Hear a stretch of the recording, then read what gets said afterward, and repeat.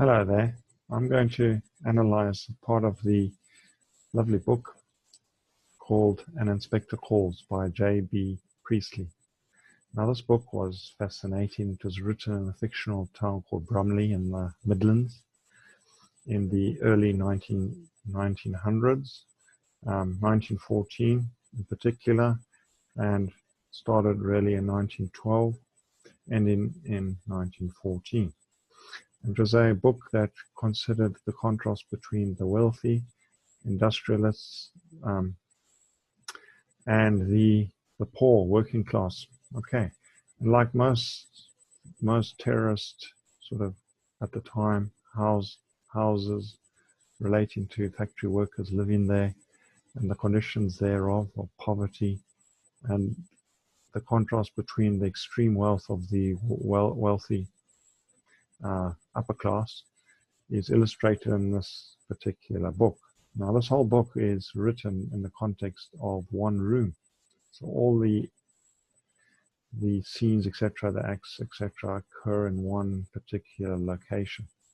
And there are a number of interesting characters, if you like. And Mr. Arthur Burling is a successful businessman who is well respected in Bromley. He owns a factory and is the head of the Burling family. He's very controlling and pretty selfish and looks down on the working classes. Now, Eric Birling is the son of Mr. Burling, and we can see in this picture Eric in the background.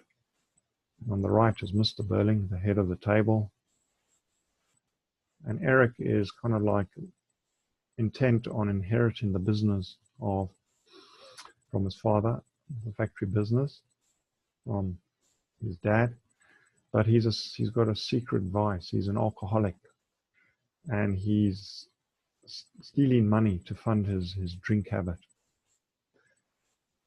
Also, we have in this picture the central lady, very beautiful woman in her early 20s, and this is the daughter. This is Sheila Burling, the daughter of Mr. Arthur Burling, and she's impetuous, spoiled, naive, and emotional, but she's also very apologetic despite her ignorance in what her fiance Gerald has done behind her back.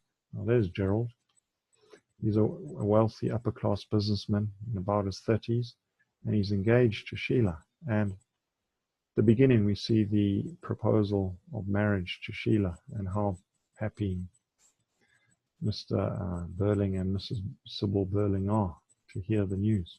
And notice they're drinking this drink called port. It almost looks like drinking a ruby-colored liquid, if you like. So there's the alcohol reserved for the wealthy. So port was reserved for the wealthy. Okay, now in the context of deception, Eric and Gerald were bad in the sense that they misused a working class girl called Daisy Renton, and they were very cruel to her in the sense that, as Eva Smith, they sexually used her, and in a sense her death prompted the call by an inspector. In other words, the prompt of a subconscious or guilty conscience inspector to the family to examine themselves as to their guilt and what they actually did. But Sheila is very apologetic in the sense that she realizes that she herself, and indeed her together with her mother Sybil Burling, were unkind to Eva Smith, or as you would also call her, Daisy Renton. Now let's look at one of the questions in the examination posed on one of the characters.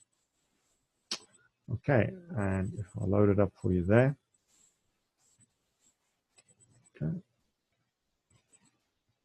Here we have a question, and let's today do the top one. How far does Priestley present Eric as a character who changes his attitudes towards himself and others during the play?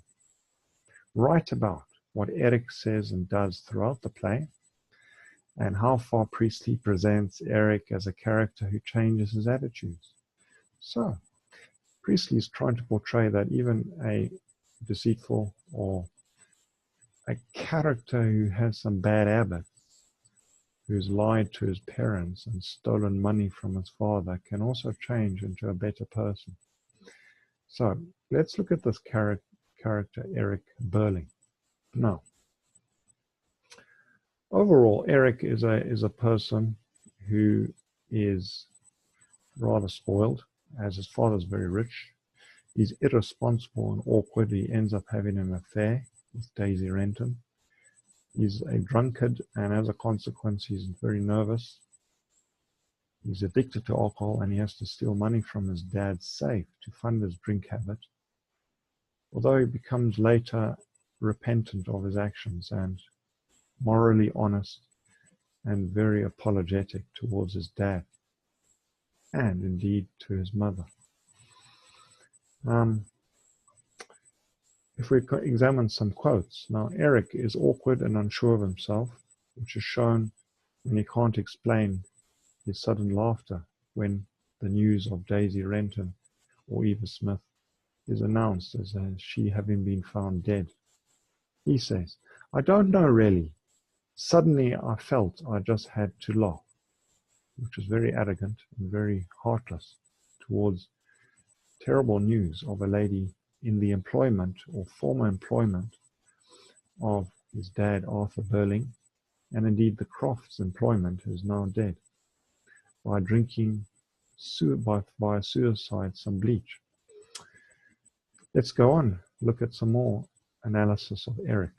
He shows empathy for the working classes by questioning his father's decisions to sack Eva Smith by saying, "Why shouldn't they try for higher wages?" So indeed, Mr. Burling dismissed them all and Eva as one of the ones who just were troublemakers at his factory. They demonstrated, had a riot against Mr. Burling's failure to pay them properly, and Eric tries to stick up for them. Eric is a misogynist and has a shallow attitude, and this is revealed when he admits an affair with Eva, and an affair that resulted in him just simply using her, and it was all a game. He wasn't seriously in love with her. He states, "I wasn't in love with her or anything, but she was pretty and a good sport," showing his heartless, callous attitude towards the lady and disrespecting her. Eric savagely criticizes his mother's heartless actions in his emotional outbursts. He is angry that he's been revealed as a drunkard and someone who's been stealing from his dad, but is also then pointing the finger at his mother that she is not blameless in the way she treated Eva Smith. He says, "My child, your own grandchild, you killed them both, damn you." So the child, which is the baby of Eva Smith, so both the baby, the unborn baby, and mom, Eva Smith, died. And that would have been Eric's child, or in other words, Sybil's, his mother's grandchild. Eric is emotional and very emotional, and he's affected by Eva's death, and he's frustrated with his parents' refusal to accept the responsibility for their actions against the working classes and against Eva Smith as a lady, a woman.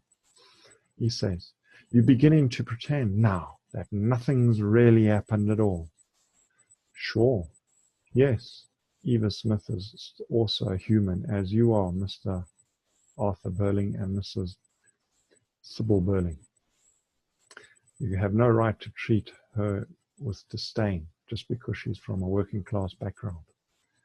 You should be more kind to humanity, in other words. In other words, understand me in my alcoholic ambivalence and in my alcoholic theft and greed and desire to steal from you.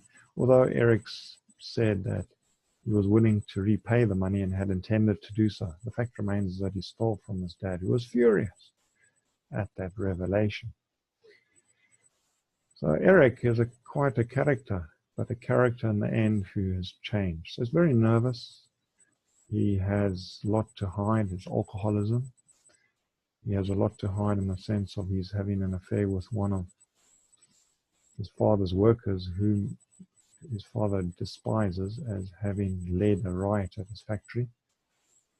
He admits stealing from the Burlings, and his response to his mother's revelation results in him trying to defend himself in a volatile way. And in a way, he shouts at his parents. Perhaps they deserved that, perhaps they didn't. You could argue for and against both points. But Eric was wrong to steal from his dad and to have an affair and impregnate Eva. So that was wrong. Okay? His revelation towards Eva was callous. He didn't care about her. And then he contradicts himself by saying, well, that baby that died would have been your unborn grandchild or my unborn son. So he starts to think, it's time for me to change my attitudes towards how I treat others, particularly how I treat women. And I should change my attitude towards my parents. So he changes his attitude towards his powerful father, and he accepts his responsibility as a male, and a male that should be responsible for his actions towards women, to treat them with more respect and as humans, and how social class affects Eric's relationship with women, and that he should treat all people, whether women, men, in the lower class, with respect, and not to look down upon them, and not to just use them. So there's an interesting example of how we can see the upper class exploiting the working class. And it wasn't so long ago when this happened in the UK, in a time when factories were booming. And indeed, those factories were soon to be lost when the Great Depression arrived after World War I. Okay, so I hope you enjoyed reading the rest of the book. And without further ado, let me end this and take care. All the best. Bye now.